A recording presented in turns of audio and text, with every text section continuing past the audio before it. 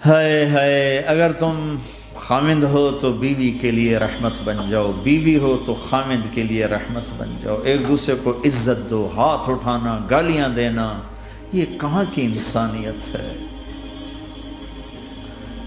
پھر ہمارا معاشرہ جوائنٹ فیملی سسٹم ہے، ساس ہو کر سسر ہو کر بچے اور بچی کی زندگی میں اتنا داخل ہو جانا کہ ان کی زندگی کوئی برباد کر دینا، یہ میرے پورے معاشرے کا ایک سلگتا ہوا، ایک جلتا ہوا، ایک دکھ دیتا ہوا، یہ ایک اتنا بڑا روگ ہے کہ میں کتنے ہی آنسو بہاؤں تو میں اس غم کا حق نہیں ادا کر سکتا جو ہر گھر میں لڑائی ہے، ساس اور سسر کا بے جا دخل بچی کی زندگی میں، اس نے گھروں کو آگ لگا دی ہے۔ ہمارے پڑوسی ذمہ دار ہیں، ان پڑھ ہیں بڑے ذمہ دار، تعلیم اتنی نہیں ہے، تو ان کے ایک بچے کا میں نکاح پڑھانے گیا تو ان کے والد بیٹھے تھے نکاح سے پہلے، ایسے ہی تو مجھ سے کہنے لگے مولانا صاحب میری بیوی نے مجھ سے کہا کہ دیکھو ہم دونوں عمر گزار چکے ہیں، تو ایسا کرو اپنے بیٹے کا گھر الگ بناؤ اور اس کی بیگم کو وہاں لے کر آؤ، اگر یہاں لے کر آؤ گے تو ہم دونوں کہیں ان کی زندگی خراب نہ کر بیٹھیں اور ان کی زندگی میں دخل دے کر کہیں ان کی زندگی کو تنگ نہ کر دیں، میرے بیٹے کا الگ گھر بنا، وہاں اس کی بیگم لوگ کے لیے لے کر آ تاکہ ہم ان کی زندگی میں داخل نہ ہو سکے۔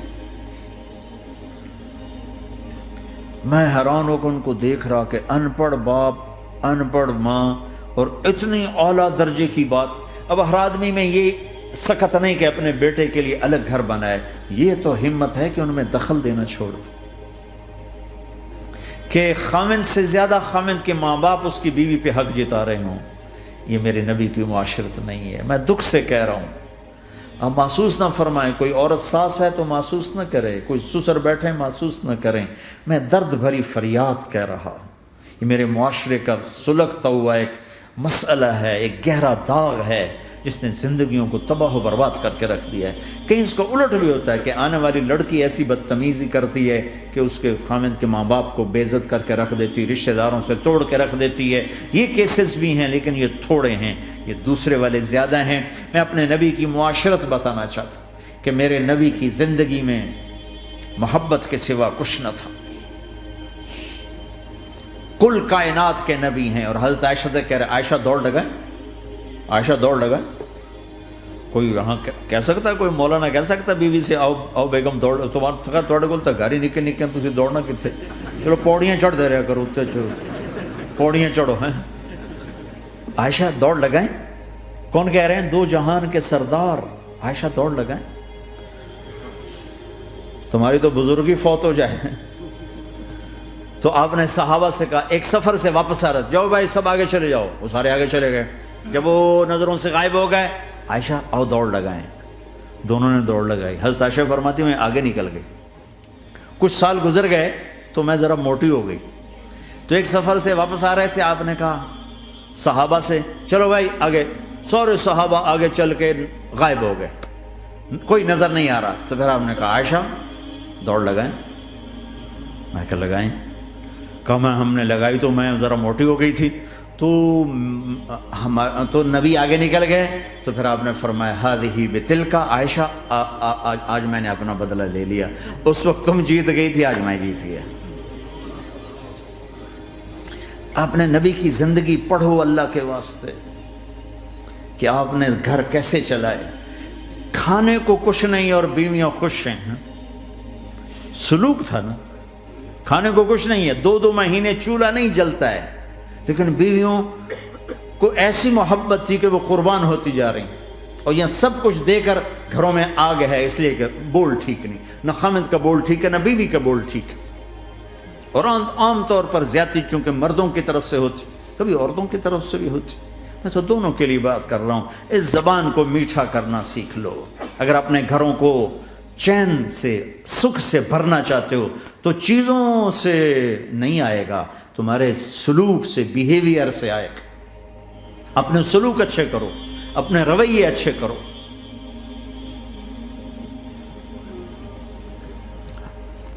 مسجد نبوی میں حبشہ کے لوگ، ایتھوپیا، وہ کر رہے تھے چھوٹے چھوٹے خنجر، اس کے ساتھ نا وہ رقص کر رہے تھے۔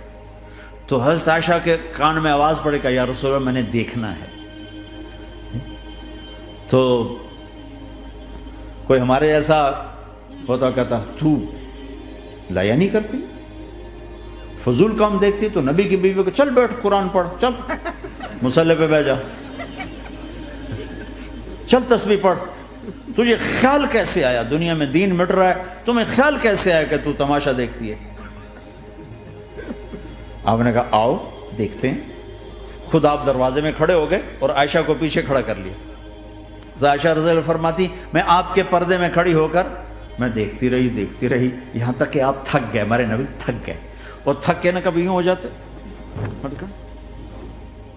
یوں ہو جاتے، ایک پاؤں کا سارا پھر کہنے لگے عائشہ بس نہ کریں۔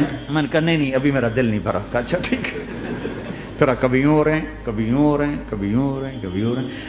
حضرت عائشہ کہتے ہیں جب میں نے کہا بس، پھر آپ واپس آ گئے۔ یہ میرے نبی کی زندگی ہے۔ تم لان تان سے زندگی بنانا چاہتے، ساس سسر بہو پر بیٹے سے بھی زیادہ حق جتانا چاہتے۔ یہ عام معاشرے کی بات بتا رہا ہوں کہ بہت تباہی ہے۔ میں تو مسائل سن میں نے تو اب اس دفعہ یہ ارادہ ہے کہ اب میں فون چھوڑ دوں گا، نہیں رکھوں گا، کہ میرے اندر ہمت ہی نہیں رہی کہ میں گھروں کے مسائل، میرا کلیجہ پھٹنے کو ہو۔ ایسے ظلم ہیں، ایسے ظلم ہیں۔ ہمارا سسرالی معاشرہ بڑا ظالم ہے، بڑا ظالم، 99.99% ظلم ہے۔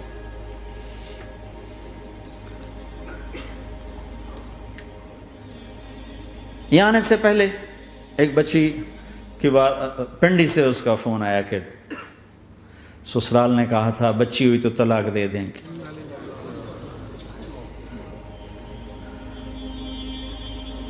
بچی ہو گئی،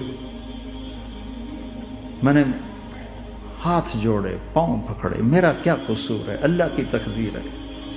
طلاق دے دی، نکال دیا گھر سے۔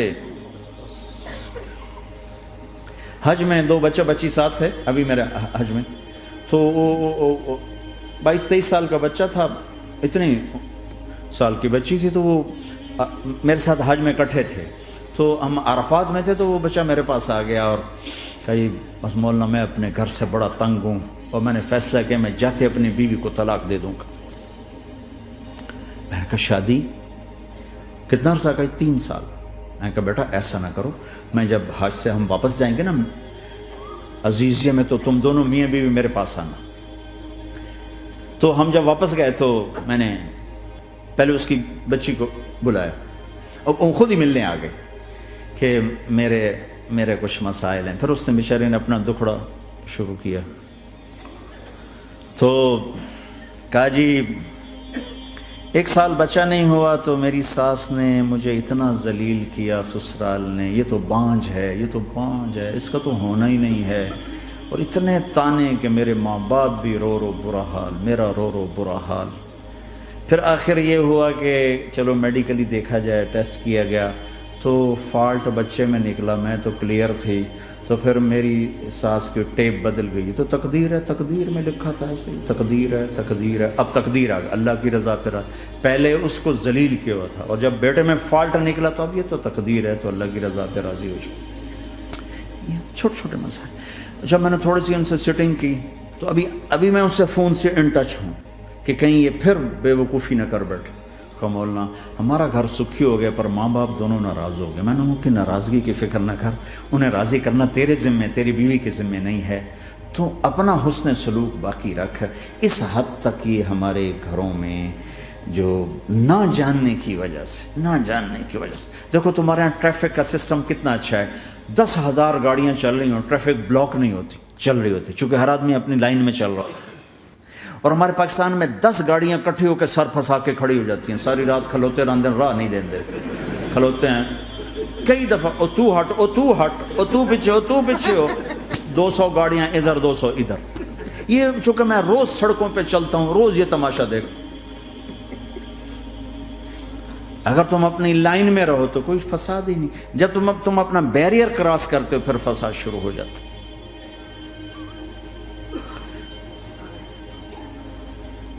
تو بھائیو اپنے نبی کی زندگی سیکھو. ایک سارا کام، چھوٹا سا کام، زبان.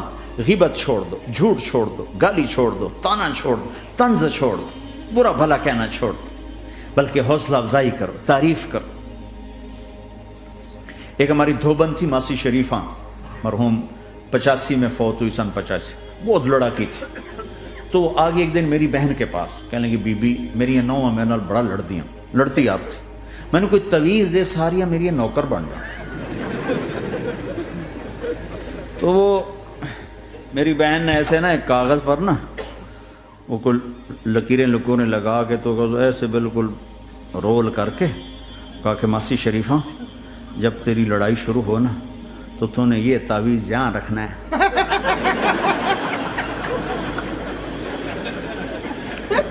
اور اس کو گرنے نہیں دینا. اگر یہ گر گیا تو بڑا فساد ہو جائے گا. اب کیا چکر تھا، چپ کرانا تھا اس کو، لڑائی تو ساری اس کی تھی. ہفتے کے بعد وہ آگے بی بی تو تا ایسا تویت دیتا ہے ساری لڑائی مک گئی. کیوں؟ جو ماسی شریفہ آپ چپ ہو گئی. یا وہ شروع ہوتے وہ ایسے کر کے بیٹھ جاتے، لڑائی ختم. تو میں سب کو یہ تعویذ دے کے جا رہا ہوں، جب تمہاری لڑائی شروع ہو تعویذ یہاں رکھ لینا، بولنا نہیں. دیکھنا چند دنوں میں تمہارے گھروں میں محبت کے پھول کھلیں گے. یہاں بہت زیادہ طلاق بڑھ چکی ہے، تھوڑے دنوں میں طلاق جو ایک دوسرے کی برداشت نہیں ہے. یہ میرے نبی کی زندگی ہے، برداشت کرو.